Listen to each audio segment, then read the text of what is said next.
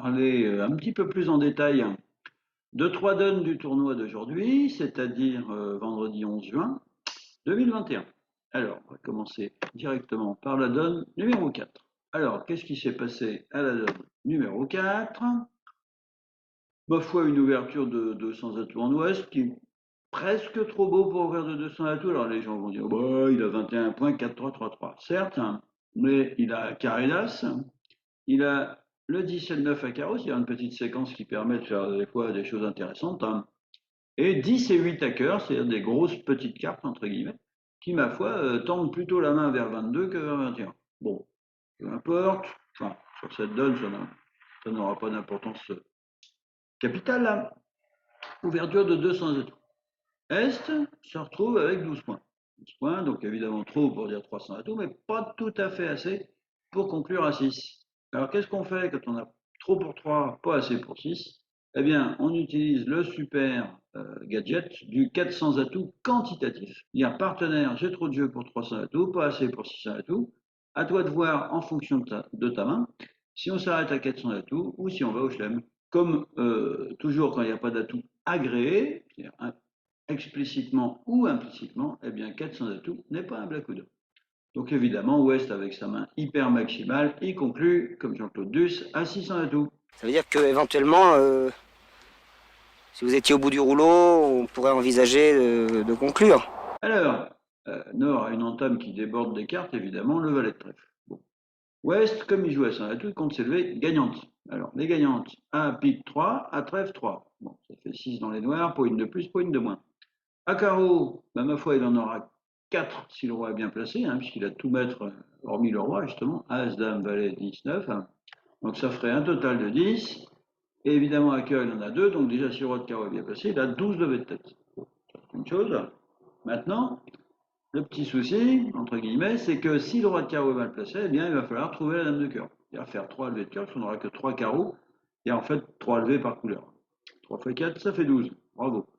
Le problème, c'est que la dame de cœur, hein, il peut la chercher dans les deux sens, puisqu'il a l'as, le 10, le valet.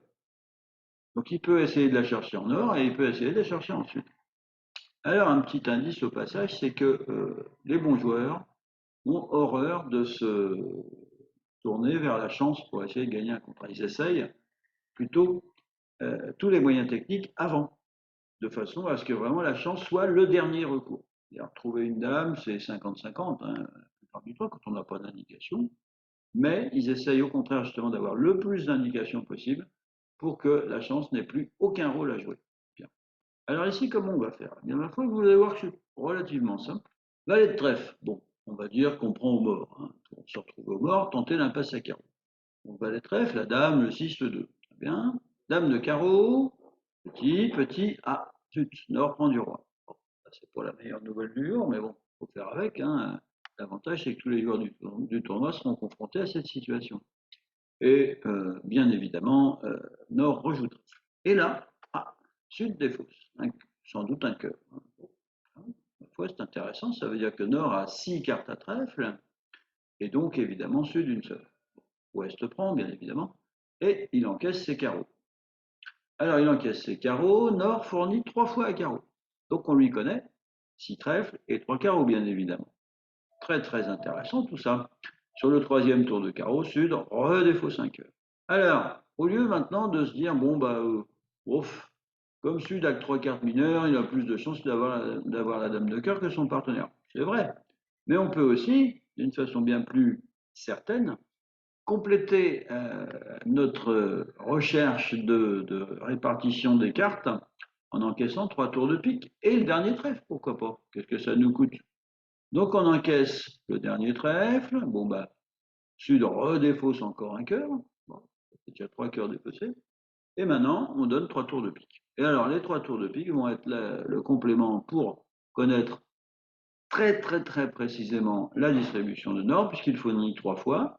Donc on lui connaît 3 cartes à pique, 3 cartes à carreau, 6 cartes à trèfle, si je ne m'abuse, ça fait 12. Et à la surprise générale, 13 moins 12, ça fait 1. Résultat des courses, comme dirait Léon Zitrone, eh bien, il est cingleton cœur. Alors, qu'est-ce qu'on fait? Ah bah, c'est très simple. On joue d'abord le roi de cœur, hein, au cas où il est dame sèche, on va quand même pas faire une impasse directe. On joue le roi de cœur et on laisse filer le valet, puisque évidemment, Sud va fournir un petit. Et est-ce que vous avez perçu le rôle de la chance sur cette donne?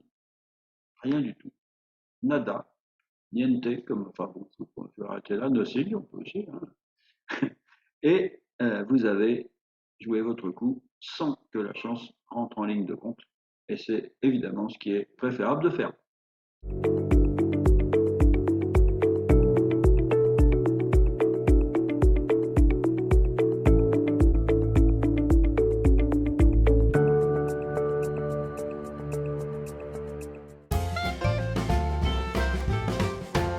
La donne suivante. Qu'est-ce qui s'est passé à l'enchère? Deux bons défenseurs analysent toujours ce qui s'est passé à l'enchère pour mettre en ligne, mettre sur pattes, si on peut permettre cette expression, leur plan de défense.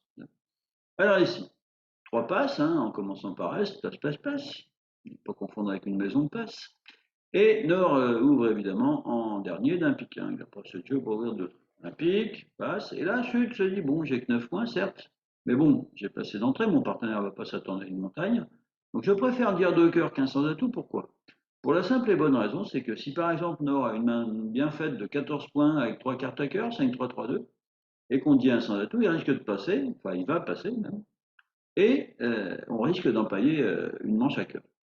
Donc, comme on a passé d'entrée, et comme on a deux très belles couleurs, hein, mine de rien, Dame, Valet, 19, 5e, As, Dame, 10, 9, 4 à carreau, 0 point dans les courtes, eh bien, on se laisse aller à dire deux cœurs sans craindre de tromper le partenaire, puisque comme on a passé d'entrée, il ne va pas s'attendre à ce qu'on ait une main monumentale, hein, ça c'est sûr. Alors, sur ce Nord, bon, les cœurs de son partenaire s'en fiche un peu, puisque sa couleur à pique est autonome, il conclut à 4 piques, en s'attendant de ne pas avoir trop de soucis pour les gagner. Alors, d'autant plus que Est entame de la dame de trèfle, ce qui veut dire que Nord, évidemment, son roi va être bon, hein, puisque là, c'est évidemment se situe en Ouest. D'ailleurs, il le fournit dès la première levée.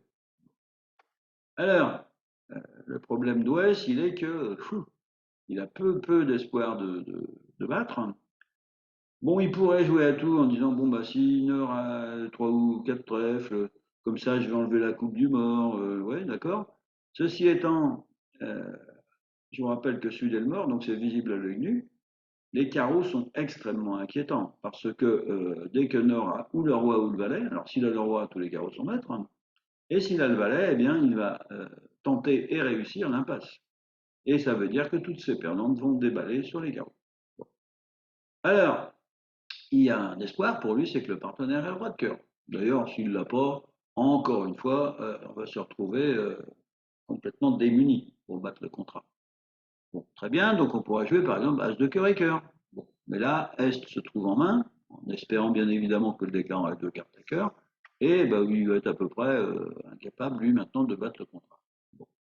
En fait, pour aller un petit peu plus loin, quand Nord a dit 4 piques, certes, il a une très belle couleur, mais il pourrait avoir, comme ici par exemple, euh, une très belle couleur, 110. Auquel cas, regardez bien ce qui se passe si vous jouez astucieusement en ouest après avoir pris de l'as de trèfle.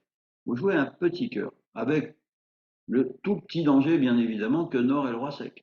Évidemment, vous allez faire 0 cœur. Embêtant, mais bon, pas trop la statistique. Vous jouez un petit cœur. Nord fournit petit, Est, il prend du roi.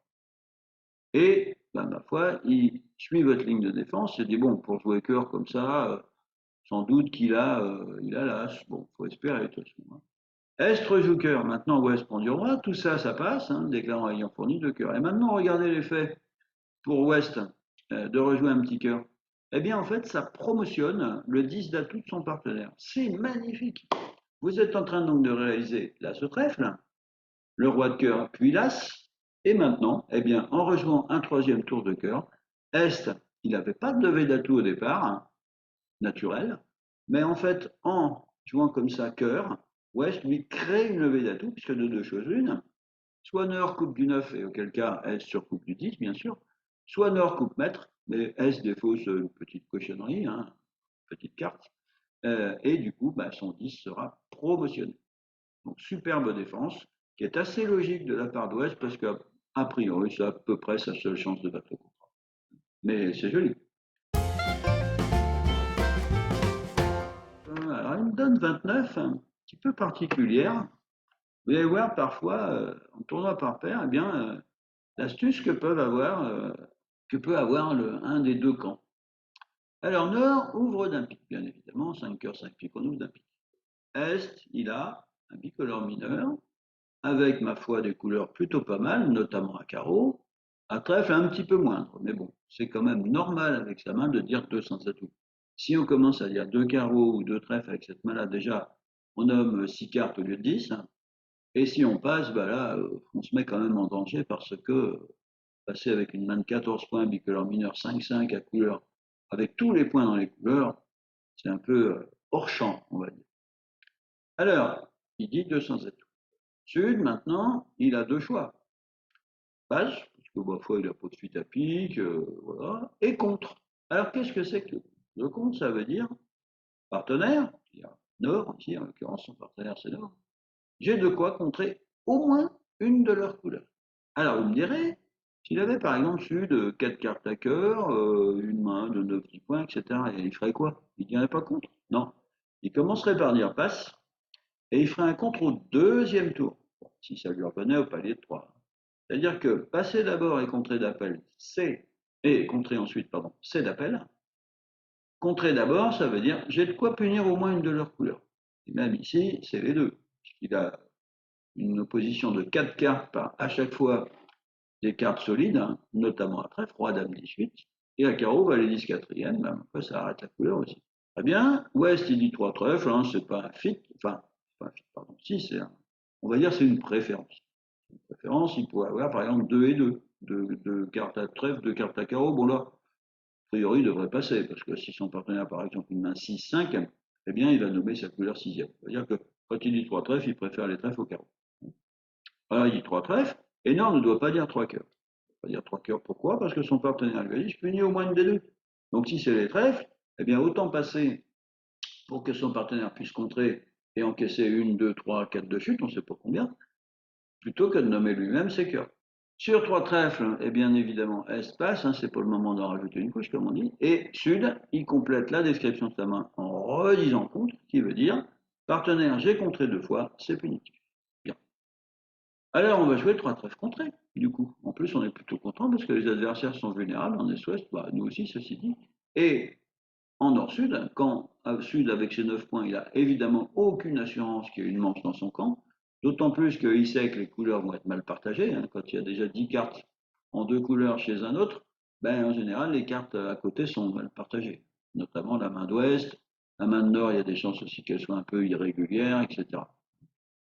Alors, que doit entamer Nord? On a l'impression que l'entame du roi de cœur est évidente. Mais pas du tout. Quand on contre une partielle, eh bien, ça veut dire qu'on a une opposition importante à l'atout. Donc, dans ce cas-là, et notamment quand il y a une enchère de bicolore, l'entameur, il doit, la plupart du temps, parce qu'au bridge, c'est un peu comme en grammaire, il y a les règles et les exceptions, mais ici, les exceptions sont rares. C'est-à-dire que l'entameur doit quasiment tout le temps entamer atout pour ôter, ou du moins essayer d'ôter les coupes dans le camp adverse. Alors ici, bon, la défense va quand même pas avoir de mal à faire 2 piques et 3 atouts, hein. Mais bon, c'est pour habituer à entamer atout dans ce genre de séquence. Alors exactement, qu'est-ce qui se passe? Eh bien, ça va chuter d'une, hein. La défense va faire 3 trèfles et 2 piques. Et on se rend compte d'une chose, eh bien, c'est que on n'a pas de manche dans notre camp, en nord-sud. Donc évidemment, 3 trèfles contre -1, vulnérable 200, ça va être un super bon coup. Et Dieu sait, quand on est par paire, eh ben, on est à la recherche de tout ça.